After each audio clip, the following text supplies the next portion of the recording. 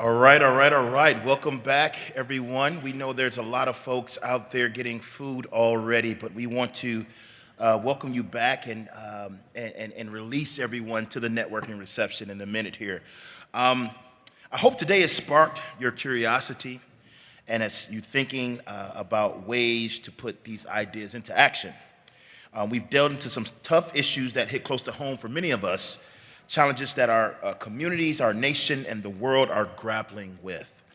But after spending this time together listening and learning from one another, I'm genuinely hopeful. I truly believe that with our collective efforts, we can pave the way for a safer, more inclusive, and just world.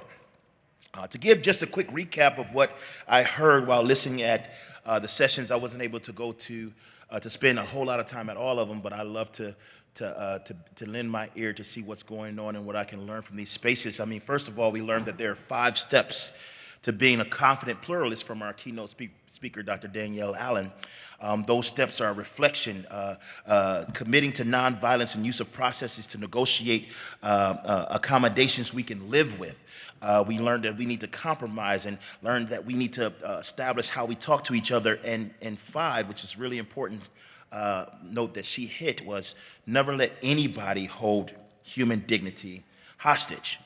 We had a brilliant BIPOC student panel, right, that really explained to us that there's significant value in finding community, both socially and academically, on the campus, and challenged our university administration to be responsive to the needs of students and to be proactive to make sure our students are seen and heard, and that trust is a foundation for building any relationship with students, particularly those who have been historically marginalized. I love the concept of being co-conspirators versus allyship, which means that we are actively taking risk on behalf of those who are the most vulnerable in our communities. There was a session, Understanding Our Privileges to Become Better Allies, and it was also a student panel, and we learned that privilege is about what you haven't had to go through versus what you have gone through. We know that sometimes there could be conflict depending on what your experiences are, right? We learned that ally means that we have to act, listen, learn, yield, and that we should be trusting the lived experiences of others, particularly those who are historically marginalized, that we must use our privilege to amplify suppressed voices. There was an LGBTQIA affinity group meeting, and I sat in one of the committees, and we talked about allyship and privilege, and we really wrestled with what the role allies play in helping to create pockets of joy. I got that from my buddy Will. I told him I would reference him the first time I say that, and after that it's mine. Right, but it's important that we build community in these spaces. There was a session on the power of words in promoting DEI, where we learned that language has a significant impact on organizational culture as it shapes the way people communicate, interact, and perceive their work environment. We had a session on mastering difficult conversation, bridging the gap with storytelling, and we learned that stories could be used to adopt a continuous learning and growth, collaborative problem solving, cultural competence, empathy, and vulnerability, allyship and diversity as a strength, as well as equity as a shared responsibility. Storytelling is a way to heal this world was said in that and several other sessions. And so we were just talking to my team about the theme of next year's diversity forum, and we're wondering if storytelling would have something to do. I don't know, it might be. We gotta wait and see. I'm sorry.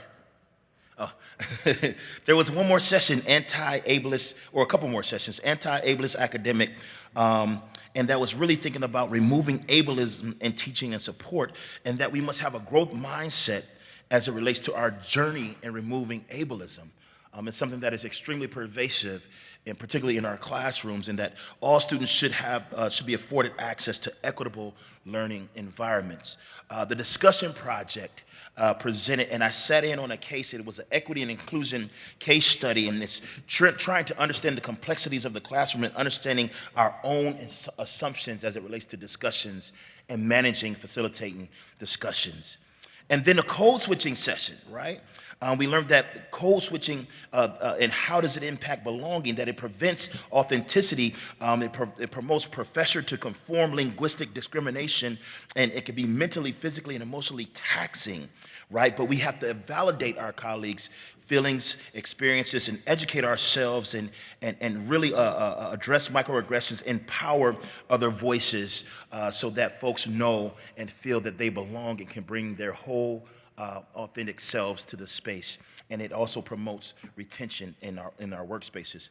And then last but not least, the power of inclusive teams. We learned that promoting inclusion, that we should be promoting inclusion and psychological safety, and that we must embrace cognitive diversity, which refers to differences in perspective or information processes, and it really around how individuals engage with uncertain or complex situations, and that could lead to greater innovation and expedited problem solving, that we should build teams and to take advantage of the small opportunities to get to know one another and to get to know our teams too. So that's just a quick recap. I like to capture a bit of notes. I've taken so many notes and I've learned a lot myself, and we like to employ that in our work. That's what this is for, that we not only what is shared here actually leaves here, right?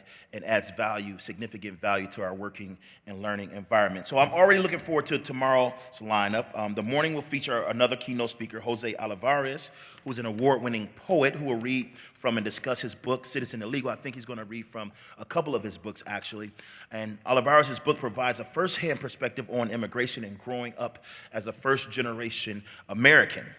Tomorrow will also feature our arts panel, which is regularly one of my favorites, and some very important breakout sessions, including an interactive session with some of our international students, and a session on understanding and addressing linguistic bias and discrimination. That's an area that is under-focused, I think, that we probably need to pay more attention to in the equity, diversity, inclusion, and belonging space, that linguistic diversity piece. So I'm excited about that.